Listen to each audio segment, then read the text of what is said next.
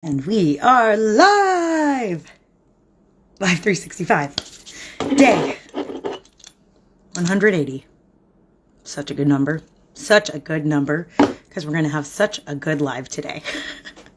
All right. How is everybody doing? So, as mentioned and shared the last couple of days, really exciting live happening today because we have a guest. We have a guest with us. Coach Moshe Dove, who will be joining us shortly. And I said yesterday that the today's live is going to be a lot about forgiveness, but it's actually going to be about a whole process that he recently posted on his Instagram. So we're gonna get started over here because we have so much to cover. Okay. Okay. Accept request. There we go. Okay. Hello. Hi, how are you? Good. Baruch Hashem. Thank you for being here today and joining us on the journey of Live 365.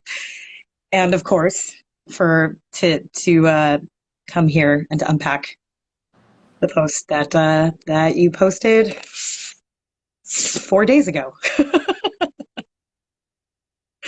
Bluetooth, for some reason, it's not connecting. So Okay. In the meantime, we can just be saying hello to everybody that's coming on. Hi, Dina. Hey, Galit. What's up? Okay. Yay. Hi, guys. So, also to just quickly preface that if anybody has any clarifying questions as we're going along, please feel free to drop them down and we'll address them as we can. If there's time at the end, we'll get to anything else that may come up. And I guess let's just go ahead and dive in. This is going to be more conversational styles, but it's also, you're going to be like unpacking. Tell us about this post, these 8 steps that I don't even know, what do you want to call it? What is this 8-step thing? So I'll tell you how these 8 steps actually came about. My nephew sent me a message. He says, is there any process? I don't remember the exact question, but it was for transforming or the process of healing. Are there specific steps? And I was like, I'm sure there's a ton of steps, but here's something that I've experienced. And I just went, bloop, and these 8 steps just literally just came out in a message. And when I sent it to him, he's like, oh, wow, this is really cool. I love how you just put it into these simple steps. I've never seen somebody put it into this order or these types of steps. And it was very helpful for him. So I was like, okay, if it's helpful for him, let me write it down, make note of it, and maybe actually explain it to somebody or unpack it. Right. It sounds like one of those things that, as you said it, is like, did someone hear that? Somebody write that down. That sounded really clear. Okay. Yeah, exactly. And so the thing is that with me and sharing ideas is that I have these profound, Baruch Hashem, I'm on this path of constantly trying to grow as a human. I have these very profound experiences. And then to take these experiences and put them into words so that I can share it with others. I love doing that. I want to do that. I know that there's a teacher in me and I want to take these experiences and offer them to others so that they can experience them as well. Right. Now, to pack in an experience into words is very, very challenging for me.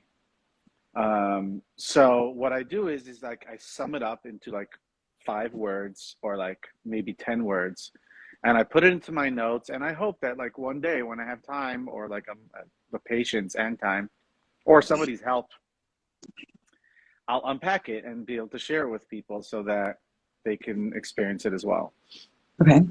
And this is one of them. I was like, oh, wow, okay, this is an experience. I was able to put it into these steps, but ultimately it needs to be unpacked. Yeah. So I really appreciate this opportunity, Chanchy. This is really cool. This is a great opportunity for both of us. Amazing. Yeah. Yeah, thank you. Thank you. Okay. So this is not the truth. This is simply a perspective that came to me as I reflected on my process of growth. It's very possible that there are these, you could find these steps in somebody else's format, or this, it's possible that somebody else has these steps written out and there's a book about it. Um, so I'm just sharing my experience and what's worked for me. And I think sometimes when you're hearing something from somebody who had an experience, it makes it feel a little bit more accessible as opposed Right. to just reading in a book as a concept. Now it's like an actual experience. Like, it's easy for us to absorb inspiration through stories, right? Mm, Because we're hearing somebody's actual experience. So the story is like, oh, wow, okay, if that happened for them, then maybe it could happen for me as well. yeah, like the real human. Yeah. Yeah. Okay. So here are the steps. I mean, I wrote them down on a piece of paper, and um, the first one I called ego, but ultimately it's like me just being in the world, living a certain way. Okay. So let me think of an example. Okay. I was working on myself in many different areas of my life, but there was a certain area of my life which I would call as being neglected, or I was just simply unaware of the significance of that area of my life. And it was creating a schedule, but not just one that's a schedule that I need to have, a schedule that's designed by, these one of these like ex-CIA military guys who's super successful and they wake up at 3 in the morning and they journal and they write and they read. I wanted to create, so I was just living my life, getting up, taking care of the kids, going to work. And till today, I'm somebody who most of the time is up until like 1, 2 o'clock in the morning. It's just where I'm at right now. Okay. And it became clear to me at a certain point that if I were to have a schedule that allows for more, there's something more that I wanted from life, I wanted to create in my life. And then I became aware that if I were to just change my schedule, that would allow for so much more in my life. So instead of creating a schedule that somebody else designed, I reflected on what is the schedule that I would love. So I wanted to create a schedule from the inside out. So the first thing is that I went really deep, I went really quiet, and was really supported. I created, the space was created by one of my coaches. And I was like, okay, what is not a schedule that I need? What is a schedule that I would love? And start from there. And then see how that schedule would allow for everything else. Okay, so I started creating the schedule. And I was like, okay, I want to wake up at 5 a.m. and I want to spend an hour in prayer and meditation. I want to spend an hour perhaps in reading and writing. I want to spend an hour and a half or so davening. And then I want to spend an hour with my kids. I want to be prepared, ready, and everything before my kids are awake. And and like spend quality time with them with nowhere to rush, and then show up to work and only work a certain amount of hours so that I could be home at like 4 p.m. when they're back from school and I could spend quality time with them.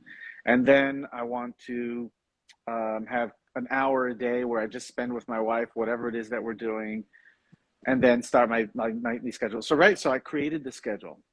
Okay. Sitting in the presence of what is possible through having that type of schedule created within me both inspiration and pain. Okay? Because it was like, oh man, the space in between where I am now and what I see as possible is very painful. Okay? And that's really the judgment state. But let's just say they're generally pain and inspiration is what makes us want to look deeper. So either something's really hurting, I'm like, oh, where's that pain coming from? And then I become aware as to where the pain came from, right? So first there's like where I am, then there's either pain or inspiration. So the way that you wrote it here on the post, Yeah. ego, it's like you even made it a pretext because it's just kind of this is where we usually exist, right? It's not even, this is before the process even starts. Before Then, conscious process. So let's call it right. unconscious. Okay. Yeah. And then as soon as something hits or as soon as something like a pain or an inspiration comes up, that's where you have now begun the process of consciousness or Yeah. healing or growth or okay.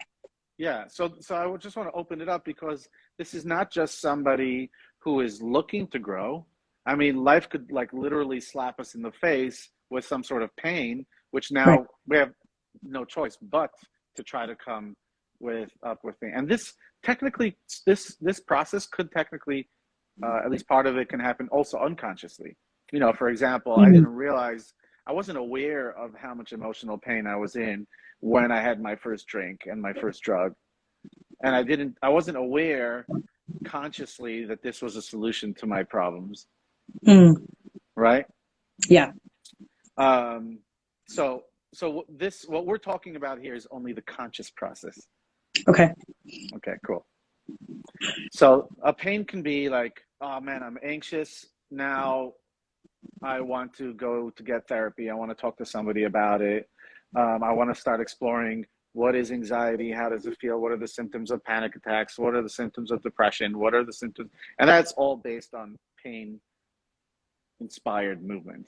And then there's also inspiration. Like for example, I'll meet somebody at a Motzi Shabbos jam concert, and I'll hear them say something, and I'll be like, "Oh wow, that's something that's possible. That's really cool. I I would really like to have that be expressed through me as well." Not just through the other person because they did it's because so now I'm inspired, or I hear a beautiful Dvar Torah, or I read a book, or I see a post on Instagram, whatever it may be. The inspiration is going to create what's going to lead me into the next thing, which is going to be awareness.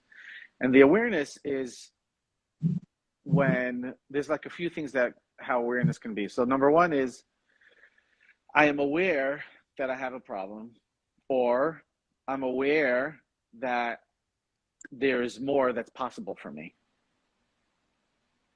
Yeah. Yes.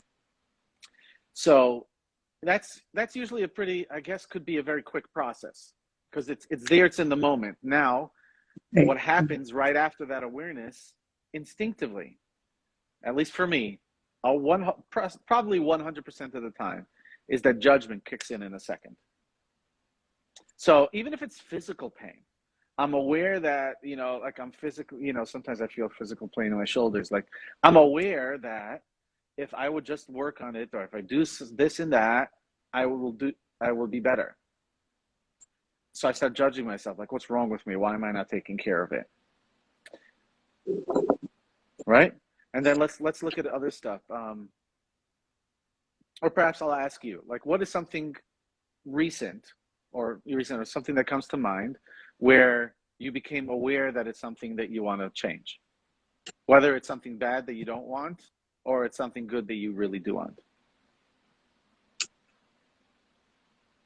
Um, okay. Well, the first thing that came to mind, so I'm just going to say this one is probably already a couple of months ago that I really would love. I really wanted to. I'm not great at getting back to messages, emails. I don't know why. Never really have been. And I'm recently just getting less good at it instead of better at it. And therefore people that I care about or really want to get back to, it just starts piling up. So I was trying to figure out how I can lessen that. And one of the things is creating an online platform that people can simply sign up to talk with me as opposed to then having to go through a back and forth with email or messaging or something like that. And it came from, I think, both pain and inspiration, came from both of like, okay, this is becoming a lot and this would be such a great idea. Okay, I'm aware of something that would help. And then a lot of judgment of like, okay, so why are you still not doing it? Why aren't you doing it? Why haven't you done it yet? Is Right. that So a suitable perfect. example? Okay. Yeah, I love those questions because why aren't you doing it? Why? What was the second one? Why haven't you done it yet? Why haven't you done it yet?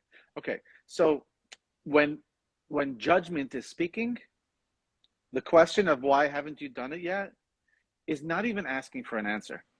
Right. Just It's being all mean. this. It actually it you know, like when people. God, this is just what's coming to me. But when people want to smuggle in, let's say, something illegal through the border, right? So you'll have the suitcase, and then you'll have something that's like hiding inside the seams, right? So when judgment asks a question and says, "Why haven't you done it?" It already has something smuggled in with it, an answer, and the answer is because something, right? Does that resonate? Yeah, So what is the because? You must something. Obviously, you are X. right. Obviously, you're right. And very often that really deep stuff is like, you're not good enough. You don't know how, you can't maintain it. You can't sustain it. You don't know what you're doing. Who are you Right. to, Oh, who are you? Right. So the question of who are you automatically has an in like a sewn in secret answer to that question, and that is, oh, you're not enough. Like, who do you think you are? You're obviously nothing. You're obviously nobody. You obviously don't believe. You obviously don't deserve. You obviously, right? So when judgment speaks, it's going to ask that question with already an answer attached to it. And yeah, usually, where we end up doing is finding a way to self-soothe, distract ourselves, whatever it is. We don't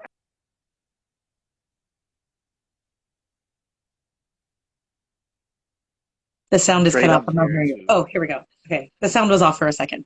yeah. Sorry. Can you reiterate that last thing? Um, yeah, yeah. So when judgment asks the question, it's not really give space. It It's doesn't give space for rhetorical. an answer. It doesn't give Yeah. space for an answer. And usually, what we end up doing is we just go to a corner and lick our wounds, right? And we find the ways to soothe ourselves and distract ourselves, etc. Do you Now, find, yeah, can I interrupt you for a second? Do you find that very often those deeper judgments of whatever rhetorical question is being asked, whatever is already attached to it, that very often comes of the form of too much or not enough, like a deep core something? yes, definitely. It's an Okay. existential. It's an existential question, existential threat. Those questions. That's why we automatically go into shame, and that's why we automatically need to soothe our shame, right? So even if they ask the question, "Who do you think you are?" what's packed into that and what is felt subconsciously is, I'm not enough, and now that I'm not enough, I have to hide, I have to soothe myself, I have to comfort myself, whether it's healthy or not. It doesn't make a Right. difference. I just need to get this pain of shame to stop, this existential place of where I am, which is literally the opposite of who I truly am, Mm, right? So okay. this is literally, this spot is the place I want to highlight the most. I want to talk about the most, um, because what a lot of people end up doing is that they'll use judgment as a motivator, Mm, or they'll just create another layer, or like a a defense, instead of it being like an actual curious question, like something that starts with like and has the word wonder in it, yes. right? I Mm, wonder why I didn't get it done. Let me sit with that and wait for an actual answer to come. So when I say it as like, why didn't I do this? And it's automatically has an underlying judgment to it, it's going to create, if not just me going to the corner and soothing my wounds, a defense is going to come to it. And it's going to be like, you know what? That's it. I'm going to prove my judgment wrong, uh-huh. Right. right? The problem with that is that I'm meeting my judgment on the playing field where it always wins. As long as I'm willing to respond to, even if I'm creating something positive, even if I'm trying to prove my judgment wrong, I'm solidifying the question. I'm solidifying, like, the foundation of this conversation is, you're not enough. And now I have to prove that I am. So It's like you're meeting judgment on its turf. yes, exactly. And if you meet judgment on its turf, even if you create momentary success, you're always, at least for me, I'm going to say I've always created long-term pain and called failure, but like long-term pain, because I'm solidifying the unconscious judgment of I'm not enough, even Right. if I answer it positively. You know, there's a when I'm trying to wrestle somebody who's filthy, even if and I'm clean, no matter what, even if I win, I'm going to come out dirty, Yeah. right? And that's basically what it is. So it's important for me to not even meet the judgment on its turf. Which, by the way, I'm making judgment to look out this bad guy, right? It's important, I think, to also even like step back a little bit more and let's look at judgment itself for a second. Okay. Okay. Most of us respond to judgment with like, oh, that makes me feel good. That's bad. Judgment is bad. So we're basically responding to judgment with judgment, Okay. right? If we want the cycle, if we want to win over judgment, or if we want judgment to be on our team, it's going to be important for us. Oh, I saw somebody write this just recently. I think it was Abraham Lincoln that said, I really don't like this guy. I guess I need to get to know him. Nice. Right? So, So I just like you were saying, let's get to know judgment. You were saying even to get judgment to be on your team. I think where you were going with is like if we actually look at judgment, judgment is on our team, but right, not in the way that's actually helpful. So right. get judgment on our team in a way that's actually helpful and supportive. Yeah. Okay. Beautiful. Yeah. So one of the ways, there's literally 1,000 different ways. You can look at internal family systems, parts work, all these tons of different stuff. But what I like to do is just really quick for me is like, who is judgment fighting for? Okay. Instead of looking at who judgment is fighting and hurting, who is judgment fighting for? What does judgment love that judgment is willing to fight for? Okay. And when I see that, I'm able to expose the other side of the coin. And when I see the other side of the coin, it's not so much easier for me to like just receive judgment as like, oh wow, I see how much you love me. Thank you for loving me. Thank you for fighting for me. And only have a relationship with that side of judgment. And then it's so much easier for me to embrace judgment. And if I embrace judgment, I automatically win. I invite judgment into my playing field, which is love, right? Ultimately. Love, compassion, maybe also they go hand in hand. Yeah. Yes. Yeah. I would just from the perspective that I'm sharing these ideas, compassion is one of the things that come from love. Because I love, I have even an interest in creating compassion, and compassion, Mm, the recipe for compassion is love. Um, the outcome of compassion is love, etc. right. So we have like just being in the world, unconscious. Then we have pain and inspiration, or inspiration, and that Right. creates an awareness. Like, okay, where's this pain coming from? Why do I have it? Where's this inspiration? Where's it going to lead me to? And then there's an awareness. Okay, the awareness is how I'm causing myself pain. Or on the other side, where I'd like to talk about more, is the tension in between what I know is possible for me if I only just do a couple of things, and where I'm at right now. That tension for me personally is the source of most of my emotional pain, where I'll get literally paralysis, depression, etc. And I wrote about it one time, about this specific experience where I'm with my coach, and we get clear on what my ideal what is a schedule that I would love to create. And once I created the schedule and I'm aware about how much is possible for me if I do it, and I'm aware also that I can do it, that space between that and implementing it and actually fulfilling on it is so painful. It's so painful. And I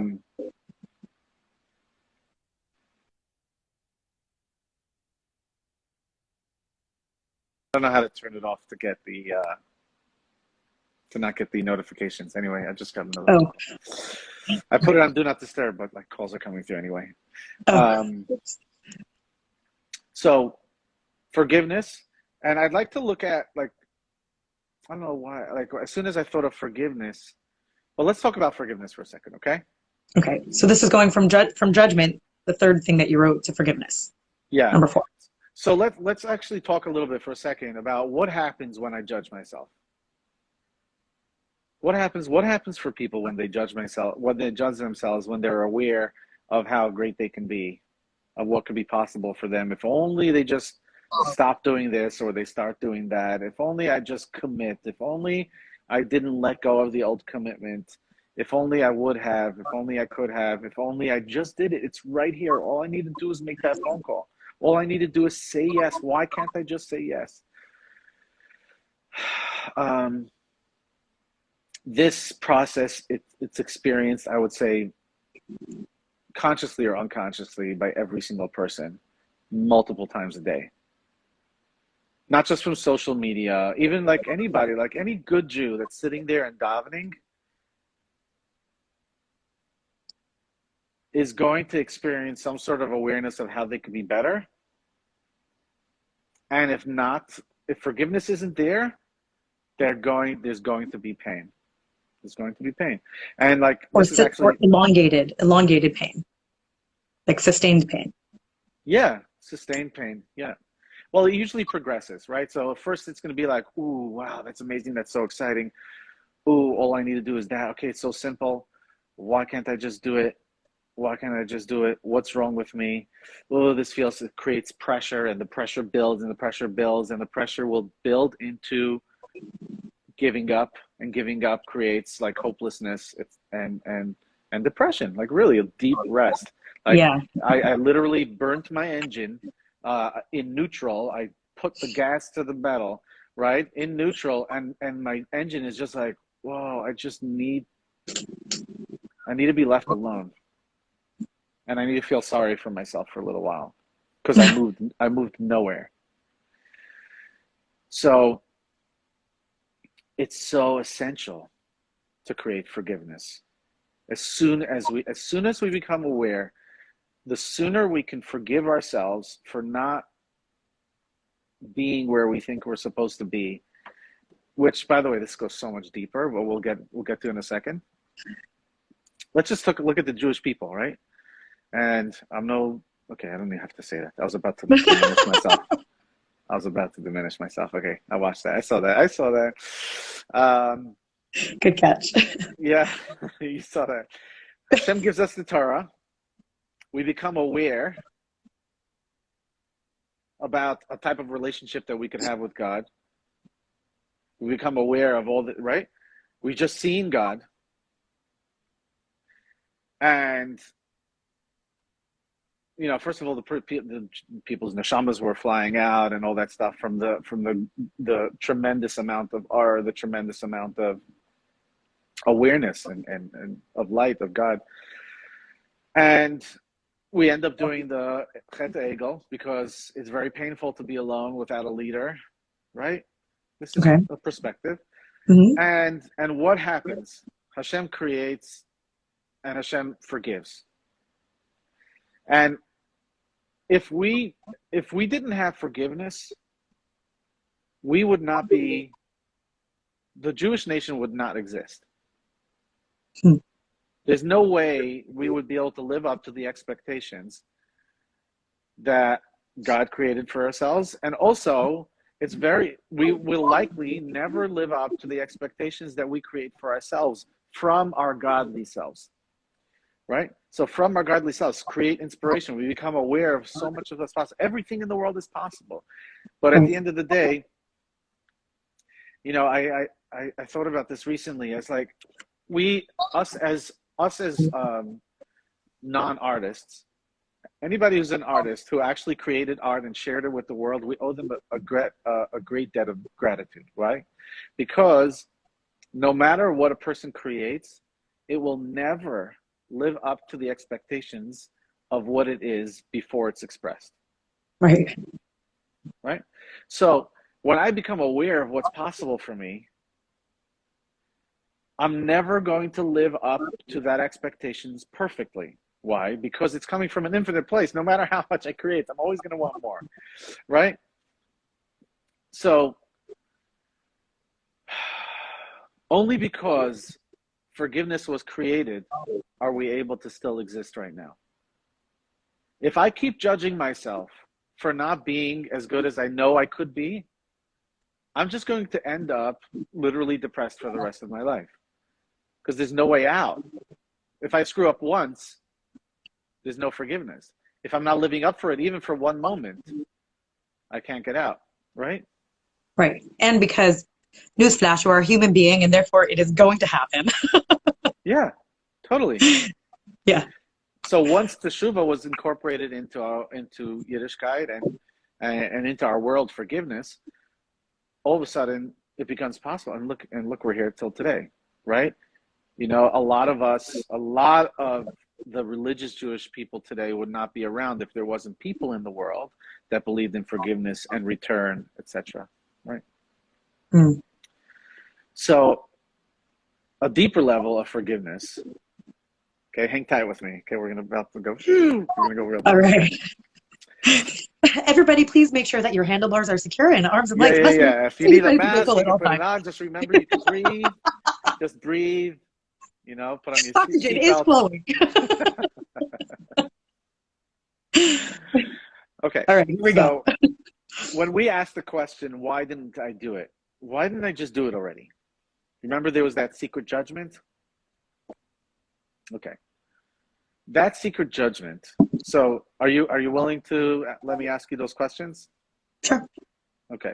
So what was it you came back with? It was like what was the question? Why didn't I do it already? Why didn't I do it already? Yeah. Right? Why aren't you doing it? Why haven't you done it yet? Right. And Come what's the on. answer to that? What's the answer to that question from the judgment's perspective? Because boo, you suck. Or something to the effect of, I don't know how, I don't know what I'm doing, I'm not good enough, it's not going to be good enough. That. Okay. Where did you get that idea? Now, I'm not necessarily asking you to create a therapeutic thing. If you want to and you're open to it, then cool. It could be very helpful for people. But that idea about you, that combination of letters which create words that exists in your head, that in and of itself was created at a certain point. You weren't born with it. Right. Only once you understood and you had an experience that had you take those words and put them into your head. Like if not for that, that would just simply not exist. So ultimately, that idea that I'm not good enough and not it's like double, right? I'm not good enough and I can never be good enough, right? The permission to evolve has been taken away from me. Um, it was created at a certain point, right? How far back do you think it goes? I think it goes back further back than I can consciously remember because I don't have a distinct, in all of the work I've done, I've never Right. had a distinct point timeline where such thoughts were stemmed. So, Beautiful. So yeah. there's two things. There's two levels of forgiveness that are available. Most people, even if they get to this type of work, they only do one. But I'd like to offer both of them to you. Forgiveness number one is by asking yourself a few questions. Okay, so first of all, is it true? Mm. Is it true? Or, oh, am I supposed to answer? Yeah, is it true? Is Oh, it okay. true that I'm not good enough and I'm never Um, good enough? no. Beautiful. Okay, so sometimes people will say, yes, it is Sometimes it's true. yes. Right. Right. Okay, so And for, then for the and sake of then it, yes. Yes, it is so true. and I got this second question from there's a lady named Byron Katie. She does incredible work. She has a simple process which is so beautiful. Anyway, the second question would be: is that really true? How can you know for a fact that that's true? Okay, but ultimately, it's not true, right? So every time you've asked yourself, "Why have I haven't done it yet?" You've judged yourself as not good enough, and you'll never be good enough. all subconsciously, all subtly, all underneath the surface. But you've done that over and over for longer than you can consciously remember. And you've done it unconsciously. Right. Like you didn't look in the mirror every single day and said, "You're not good enough. You're not good enough. You're not good enough. Yeah, you're not good enough." You didn't consciously do that. You did it subconsciously. And not only that, you did it subconsciously, you did it subtly and like under the surface. It wasn't even like you said the words in your mind, "I'm not good enough." You just Right. asked yourself, "What's wrong with me?" Or like, "Why didn't I do it yet?" Right. So for 30, how young are you? 31? So for somewhere around 30 years, you've been subconsciously telling yourself a lie, if I may say so, over and over and over. And also in this moment, you can also judge yourself, like, what's wrong with me? Why did I do that? So I'm going to say, hold your horses, right? Wait. Before you do that, it was all done subconsciously.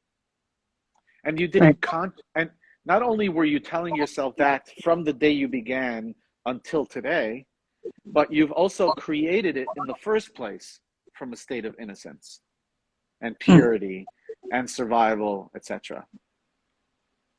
There was, most of the times this stuff happens when I come to a point in my life where I have a choice to believe that there's something wrong with somebody who's so, is there to hold me, or there's something wrong with me. And most of the time we end up coming to the conclusion that there's something wrong with us, because we can't afford to believe that the people that create the security in our lives are something wrong with them, because then You're I not can't safe. survive. I'm not safe in the Right. world. For a baby or a child to live in the world where they believe that they're not safe, you can't survive. So, and by the way, we're not here to like shame any adults in the life, including ourselves, because ultimately we all screw up, and this is just part of the cycle of life. And we could get into that a different time, like why did God create it this way? But we're not going to do that now. Mm. So number one is I created this idea in a moment of innocence. And the second thing is I've been continuously judging myself as this all these years. So even though I'm a teenager or I'm an adult, and now I'm so much more aware and conscious, but because the idea has already been built in, I don't even realize that I'm continuously judging myself. Right. So there's two parts to this, right?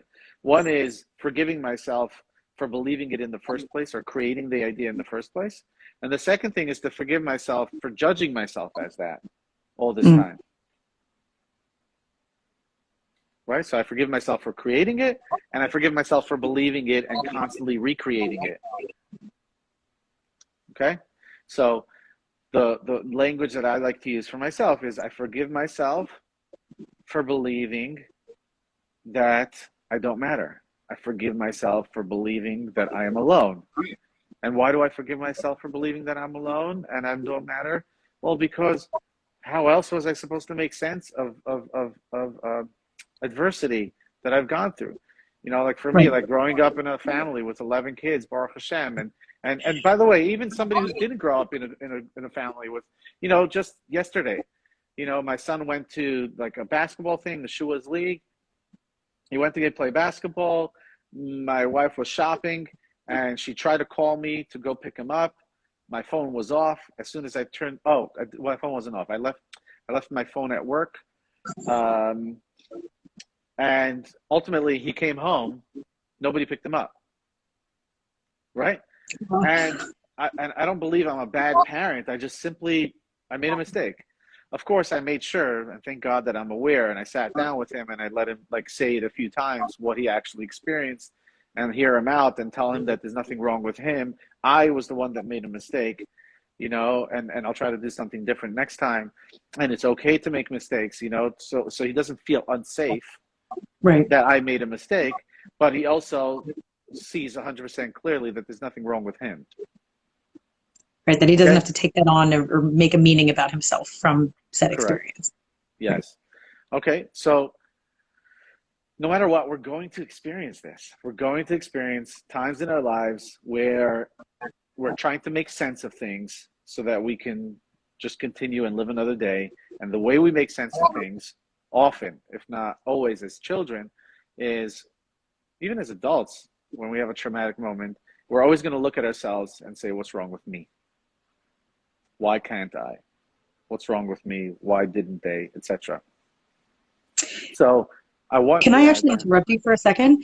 yeah, Because I'm actually hearing, I know, and I really want to get through the next few steps as well, but I'm actually, as you're saying it, I'm thinking of, like, I do think that there are some people that will say, what's wrong with you?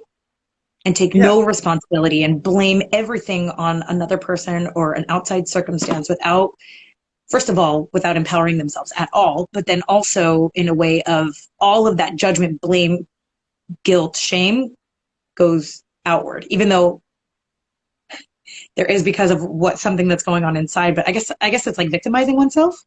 Um, yeah. How does that play in? It's a little bit of a tangent, but yeah, we're yeah. saying that naturally we'll blame ourselves. But I do think that there are some people, probably based on their history and their experiences, that nothing is their fault. The blame and the judgment always goes outward, even though I guess ultimately it's because of much deeper internal judgment. But Right. I don't So know. when somebody's constantly blaming others, then number one, the effort of trying to find blame lives outside of the very fact that whatever happened happened. Period. Mm, Right. Whatever happened happened. Period. Now there is there is a reconciliation process that I need to do in order to if I have a hard time accepting that this is what is, I need to try to figure out why it happened. Or if I'm trying to make sure that it doesn't happen again, I need to find out why it happened. Well, most of the time when, I don't know, I'm just seeing, tell me if this resonates. When there's somebody that's just blaming somebody else, this is all your fault, I have nothing to do with it. The place where my mind goes right away is like, why do they need to blame the other person? Why are they not willing to see their part in it? Why are they, and perhaps what's making them need to blame the other person is because the self-judgment that's available that happens inside them is so brutal. yeah. It's so painful that it's almost like, just get this out of here. And like whoever happens to be in the vicinity is going to get splashed. And it doesn't make a difference. I just can't be the one to be holding this because it's way too painful. Almost like holding a hot coal. Like, oh, this is too painful. I'm just throw it into Right. the air. You take it. You take it. It must be you. Mm. Right? It's like outsourcing the judgment, but it Yeah, doesn't outsourcing the judgment. necessarily. Just Yeah. taking it and turning it the other way and having it projected on somebody else. Which, let's just say, there's a context of where that's 100% true. If there is God forbid, somebody who's physically abusive, then yeah, you're creating it. Mm. The other person is creating the abuse, and then it's also time to turn around and say, like, what the hell am I still doing here? So there is stuff Right. for me to do there. Anyway, so does that answer your question? Like, why would somebody like I want to think blame it mostly. outwards? I think mostly, but I would love to come back to the forgiveness. I don't know to be. Yeah. Yeah. Okay, cool. All right. Thank you. So there's just being in the world, there's the pain, the inspiration, and then the awareness of what's possible, or awareness of how I'm creating this pain in my life. And then I start judging myself. Why do I keep doing this to myself? Or I start judging myself. What's wrong with me? Why didn't I do it already? There you go. Thank you. And then when I judge myself, there's two levels of forgiveness that needs to happen. Number one is I forgive myself for believing the idea that I'm not good enough. Or I forgive myself for even creating the idea that I'm not good enough. Because sometimes that idea can be created from the outside, where you have an adult in a child's life which says, hey, what's wrong with you? They ask the question, Literally what's wrong says with that. you? And I guess the Right. kid has to answer the question to themselves in their own mind. I guess there's something wrong with me. There's a Yeah. premise there that's like there, like whether no matter what the kid answers, unless they say what's wrong with you, they're automatically believing the premise that there's something wrong with you. Right? Which, So based on what you said before, that it's way too painful as a young person to be able to do that because it's just not safe or survivable. A kid would never do that. Yeah. or at least a kid of a certain age. So Yeah. it's like question, like option number one, it's always my fault. Option number two, in case it's not actually my fault, refer back to option number one. It is always my fault, right? Yeah. Yeah. Unfortunately, and this stuff, fortunately, or I guess it keeps us surviving. But ultimately, this is all happening unconsciously, Right. or Right. let's call it or super consciously, but instinctively. Let's say that it's instinctively created, and we need it for very, very survival. So the first thing is forgive myself for believing that I'm not enough. I believe that I'm not enough when I was younger, when I was a little kid, when I was a teenager, when I was an adult, through all these years, through all these situations, all those times when I was looking in the bathroom mirror, all those times when I walked out of the failure, all those times that I didn't even try because I was afraid. By the way, in fear, there's judgment. Behind fear, there's always a judgment. If I'm a fear of failing, I have reason to believe that I'll fail. And it's not just failing. Let me just get clear 1 second. I'm fear of being a failure. If Mm, I have fear of being a failure, which means I'm going to identify with the scenario, I am a failure, then I have reason to believe that I am a failure. So, which means that even if I'm afraid of doing something and I don't do it, the judgment has just slipped its way in again and again. right. Right. So, first thing is forgiving myself for even believing it in the first place. And why would Right. I forgive myself? Because I totally did it innocently. I totally did it to survive. I totally did it unconsciously, Right. instinctively. So can I forgive myself for believing that I'm not enough? I think I can do that, right? I can forgive myself for believing. And then it's like, and how about now? If I bring it through the history and up until today, I just judged myself today. When I said, why haven't I done it yet? I secretly judged myself that I'm not enough. So I forgive myself for judging myself as not enough. Okay, and that's forgiveness. And here, forgiveness is a blank page. It's an empty space. Now, people are very afraid of forgiveness. The reason is because before forgiveness, especially if I've been identifying as not enough, if you take away not enough, I turn into zero. If I've been identifying as not enough and somebody tells me, no, that's a lie, and I tell myself that's a lie, and I'm 100% clear that it's a lie, I'm afraid of letting it go, because if I let it go, then I'm nothing and I'm nowhere. I've been identifying with this for so long. It's like, I don't know. I'm just trying to you think, somebody who joins the military and he's in the military for 40 years or 30 years, and then he has to unclothe himself from his uniform. Right. And he's been identifying as a soldier, which many of us do this. Like, we identify as a fighter. I have to be a fighter. I have to fight the system. I have to fight for my food. I have to, if I let that go, I'm going to turn into what I like to call the hole of a donut. I'm just going to be a zero, nothing, a nobody, empty space. So there's two things over here. First of all, I'd like to say is that if you're nothing and you're no one, you have access in that moment to everything and everyone. Just like on a blank page, you can write anything in the world. Now, it's a scary place to be for the ego. It's a scary place to be for the ego. The ego's survival is only on a page that you already have something written. So we have a part of us. Let's just pay attention. We're going to have a part of us that's just going to respond to forgiveness instinctively and say, no, I can't do that. It's too scary. I'm going to disappear. I'm going to die if I forgive myself. I'm going to die. I don't want to die. I don't want to die. I don't want to die. Right. Yeah, And it's absolutely. a real thing. It's a really clear way of saying it. Yeah. I saw a really cool thing. It's like somebody who's hanging from a cliff, right? Hanging from a cliff. Oh, okay, I'm scared, right? And then when they let go, they realize that it's only a 1 foot drop. Right. It's like the floor is that far away. Yeah. But that's literally what's happening. And then all of a sudden, now I have grounding. Okay, so 1 second. So I just wanted to highlight that space in between Okay. wanting to forgive, but like being hesitant. And even after I forgive, it's super scary space to be in. Right. But it's important to identify that the part of me that is experiencing the fear of that space is only my ego, is only my nefesh habahamis, my instinctive self. My nefesh elokis lives there and is creative, etc. So now I ask myself a question. You wanted to ask, go. No, I was gonna just add a few words to it of like that space is scary because it's uncomfortable, it's unknown, and like the ego loves knowing where it goes, even if it's quote Yeah, unquote negative or yeah, disempowering. It's like I am this. yeah. So as soon as you said, as you're explaining, as soon as it's a blank page, it's like, wait, where do I go? Did I die? It's all white.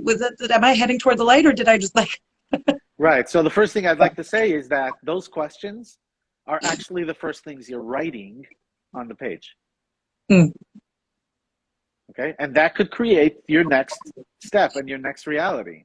So it's important to pay attention to what you're writing on that page. Okay. So those questions could come up, and also you could just forgive them, and stay in that space. But just be careful; you can go crazy in that space. Some people, yeah, maybe that's what Nadav and Avihu were doing, right?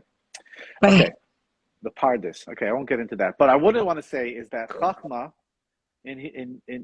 is broken up into two parts, and it's koyachma, the power of what? Intellect. Intellect is access to more. Wherever it is that I'm living, the way that we grow, this world evolves, and us specifically, the world evolves through human beings. And the reason why human beings more than anybody else is because we have intellect. We have Hmm. access to more. We have imagination. We have creativity. So intellect is referred to as chachma. Chachma is koyach the power, koyach, the power of ma, which is what? What creates everything in our lives, which we don't have, what's access to more, comes from a question, a space where there's nothing there. What? Right? So now let's go further, right? So I forgive myself for believing that I'm not enough. And what is the truth? Right? Okay, so you just heard me say what is the truth, and you heard it as a question. So it could be heard as a question, and it could also be said as a statement. Okay. Okay? What is the truth? And then I want to have an answer. The truth is, so let me ask you that, Chanchy. So I have this way where I could get back to people more responsibly, right? I can get back to people, and I can respond to them, and I'm not. So why haven't I done it? Well, I forgive myself. Okay, why haven't I done it? That's me judging myself as not enough and never enough. And so I forgive myself for believing I'm never enough. I forgive myself for believing. I'm not forgiving myself for being never enough. I'm forgiving myself for believing the thought I'm never enough. And the truth is, what would you say?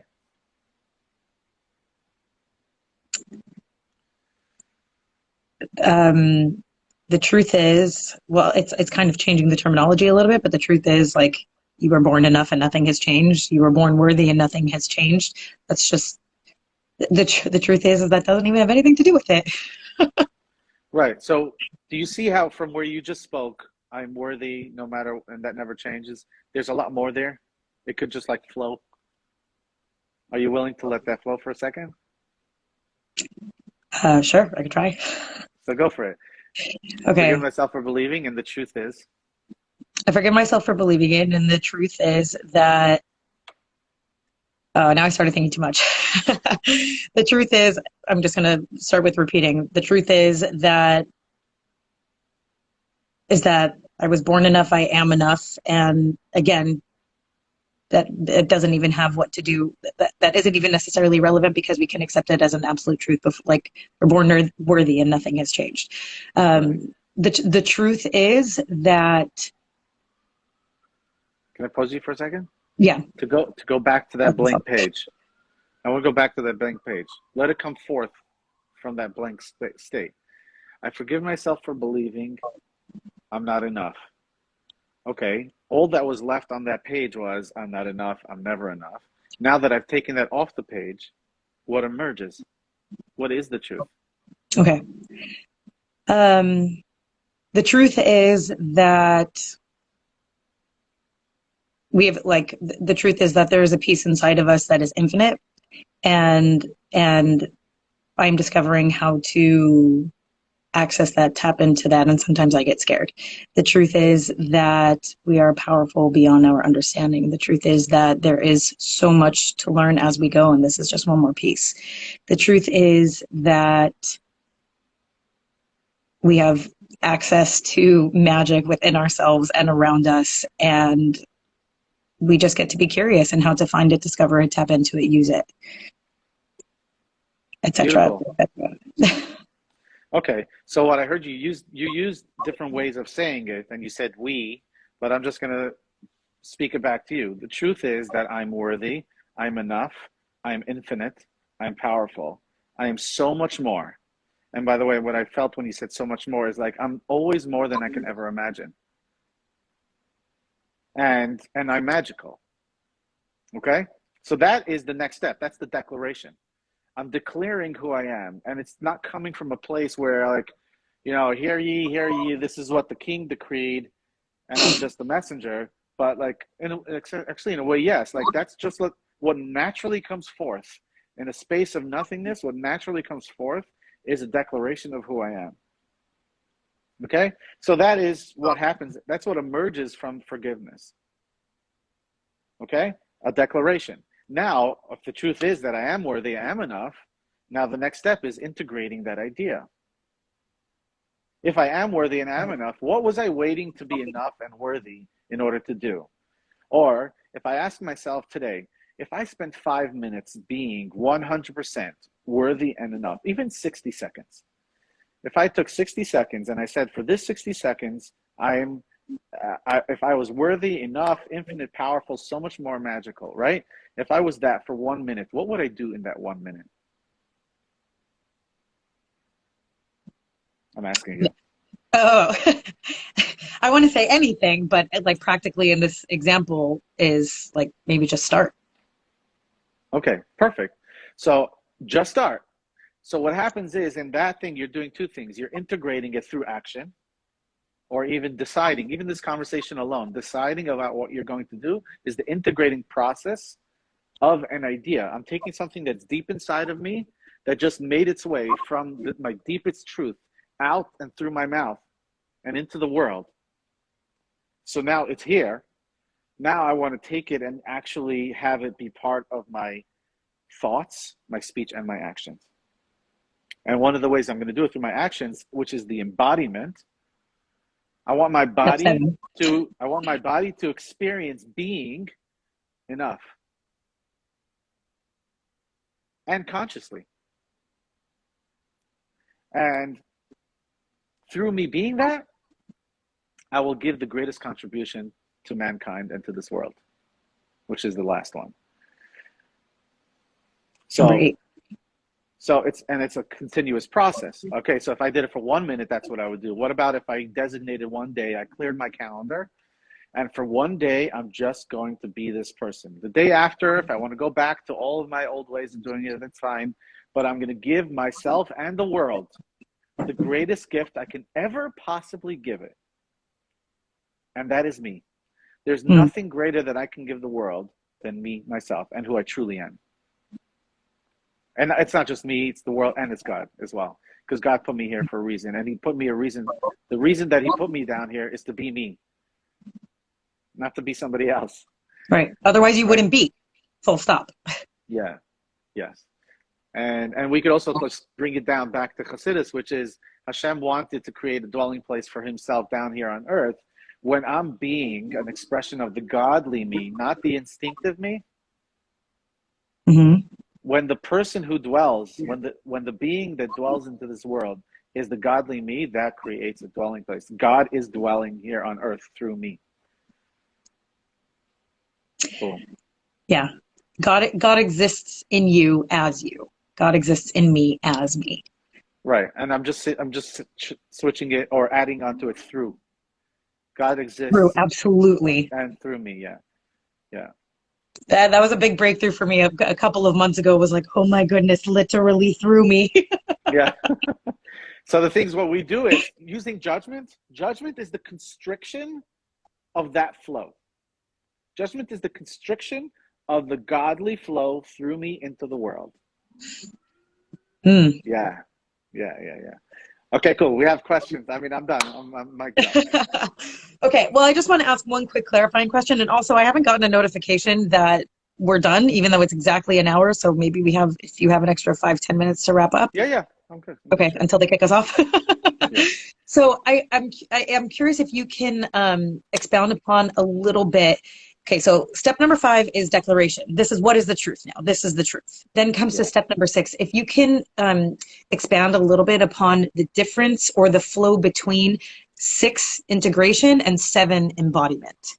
Yeah. So integration and embodiment is technically the same, could be in the same process. Well, I Embodiment think is I one of think the they go ways. like this, right? Embodiment comes from integration, but how does Yeah. integration differentiate from embodiment, I guess? If body, just the word body, like I could think it. You know, how many ideas do you have in your mind that your body hasn't experienced? Right. And until you experience it, you're not going to change. And right. Or Alexa, let me just speak for myself. When I have so many ideas and so many books and so many, which by the way, I haven't read that many books. I'm just looking in front of me. There's like 50 books in front of me that I bought over time, and I've read maybe 1 or 2 pages of most of them. And I read book to book, maybe a cover to cover, 3 of them. Yeah. I have Okay. I have in the other room, I think I've read 5 and I have 14 that I haven't read Okay. and then many more in boxes. But yeah. Okay. Now, if you took one of those books and you just applied one book, how much would your life change? And I imagine a lot, right? Exponentially. Yes. Because our neck, which is a malik, we'll talk about that another time, is the space in between our mind and our body. There's a bottleneck, right? There's a very tight space, which is also where judgment is, right? There's a very tight space in between the inspiration and the embodiment of it. And ultimately, as physical, because we are physical, and because God wants us to take spiritual ideas and bring them into physicality, there's always going to be more spirituality that has not been integrated into Right. physical expression. So the integration is, and I just want to tell me if I'm getting this right. The integration is taking that declaration and starting to act upon it. And then through acting upon it is where the embodiment comes, because your body's like, oh, this. Now I know what Yes, this feels like. yes, And in yes, that way, when you're living with, oh, now I know what this feels like, then it almost like it emanates, or it just naturally comes off of you. And that's how it becomes, number 8, a contribution to yes. anyone or everything around you. Yes, yes, that's it. That's it. But the thing is, the integration process can also involve not so much action. So let's say, for example, Okay. I cleared off, like I realized that not only was I called names when I was a kid, but I've totally taken it on that I'm not good enough, that I'm stupid, that I have all these different things, right? And once no, the main word that in this work that I did was I'm clumsy. Okay. I used to like get dirt on my shirt like at every meal. I used to be made fun of for that, right? So the idea is I'm clumsy and I want to make sure that I'm presentable. So I Okay. was putting all this effort into being presentable, and I didn't like how I looked, and et cetera, et cetera. Okay. Until it occurred to me that I was judging myself as stupid and unpresentable, right? So then I was like, okay, let me clear the space. And this is with guidance with my coach. And what emerged was a name that somebody has called me. A few people have called me throughout my life, and every time they call me that, I kind of know it's true, but I always like laugh it off. But there's something in me that knows it's true, and that is like specifically my brother-in-law Yaniv, and there's a few others. Like when they call me, they're like, "Moish, you're a beast. Moish, you're a beast," right? And I give these big beer hugs. So when that came to me, I'm like, "Beast? Where the heck? where the heck, like, why does that resonate with me? And then all of a sudden it just hit me like, oh my God, that's my name. That's my second name. I was always called Moshe and then all these derogatory names as a kid. And now I'm just like Moshe Chanan, right? And all sound like, holy crap. There's this whole other part of me, which is beer-like, which has a few things to it, which is, I don't mean to be silly. I mean, like, really, like, there's No, I like, understand. I'm not willing to take up space because I'm afraid, you know, if I'm more willing to take my name and integrate it into my expression, I will be front and center. I will lead more. I will teach more. I will love more. I will contribute more. Right? So what I did was I started introducing myself as Moshe Dove. Right? And it's still weird for me. But not only am I introducing myself as Moshe Dove through my speaking, I now have other people calling me Moshe Dove. So other people in the world are helping me integrate my soul into expression. And that's even without me taking action or minimal action. And then, okay, so that's like integration, but a real embodiment is like when I actually get into the center of a group and actually lead and actually take up space and embody fully. I'm a bear and I'm going to step in. What would a bear do right now? A bear would stand up in the middle of the thing and be unapologetic and express things even though it may not sound perfect. Right. That's such a good example. So would you say ownership, right? Coming into ownership, is that the integration, the embodiment, somewhere in between? Yeah. It's like living in your dwelling and not just having a back house or I have a house upstate, but I actually don't live there. Right. So it's taking an idea and actually stepping into it. You call it ownership, call it leadership, call it embodiment, call it stepping into your powers. They call it and all these things. But ultimately, it's like being an expression of who I truly am. And I try to do that as much as possible, and I will never do it perfectly. And even if I did it perfectly, there will always be a moment that follows this moment of where I haven't fully expressed myself in anyway. So even if I do it perfectly now, the next moment, I haven't done it. So which is where the lather, rinse, repeat of this whole process comes in, which I'm actually going to flip the camera one more time to just show everybody what we were talking about this whole time. Yeah. So existing in ego, 1, pain inspiration, 2, coming into awareness, 3, the judgment that comes, 4, the different types of forgiveness. And in that space where then comes the truth declaration, integration, embodiment. Yeah, and you know that beautiful, literally one of the most beautiful things I've read in regards to like really like holding people up is Marianne Williamson, Our Deepest Fear. So good. So good. Right? Okay. I read it here once as a live. So if people have been here on the live 365, then you've heard it. Yeah. But yeah, please share. Please expound.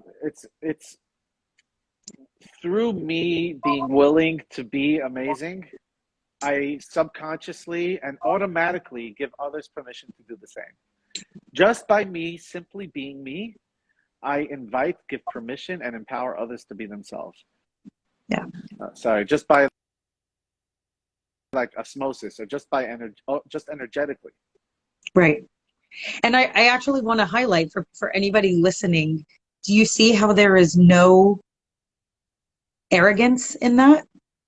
Like there is no arrogance in that statement. It's actually just a simple truth, which is, I think, a big part of what this whole thing is what's the truth? What's the simple, untarnished truth is being you is simply amazing. And how does that give permit? And that not only creates a different experience in your world, but then automatically, naturally, symbiotically creates permission of that for other people around you to be their amazing selves in truth. Yeah. At least that's been the experience of many people who have worked on themselves. Marianne Williamson and myself. That's all we know so far. So far, that's what that's it. It's definitely a truth that allows for more, that Right. allows for the most. Unless Torah Chadasha Meitei Teitze, there's going to be a new thing that's going to allow for infinitely more. Until then, this is what we have access to. Right. And that's where we remain lifelong learners and scientists of just this is what's true until we can prove otherwise. Yeah. I wonder how this has been for you. Like, do you feel like, yeah, how was this for you? This was amazing. I mean, when we spoke Saturday night, it was such a brief, like a preview of a preview. And there's just it's very cool to hear the it's very cool to hear somebody explain their process and the different analogies that you can bring to that to just expound my understanding of some of these things or the way that I relate to it. This is beautiful. And having a step-by-step process in it, it's just it's really easy to understand the flow. And I think even between parts 2 and 3, right, a part of why this explanation is so important is there are spaces or gaps in between there that's very important to remember and acknowledge as you are Yeah. explaining all of this. So Right. So the main thing that why I wanted to share this whole thing was to please have tell us. people be aware of where you're holding in your process of becoming. And chances are, if you're stuck, it's the judgment and the answer of forgiveness. I just heard that, like, when you go to the art, like you go to the arcades for like a laser tag, which was the last time I did that, and it's just like,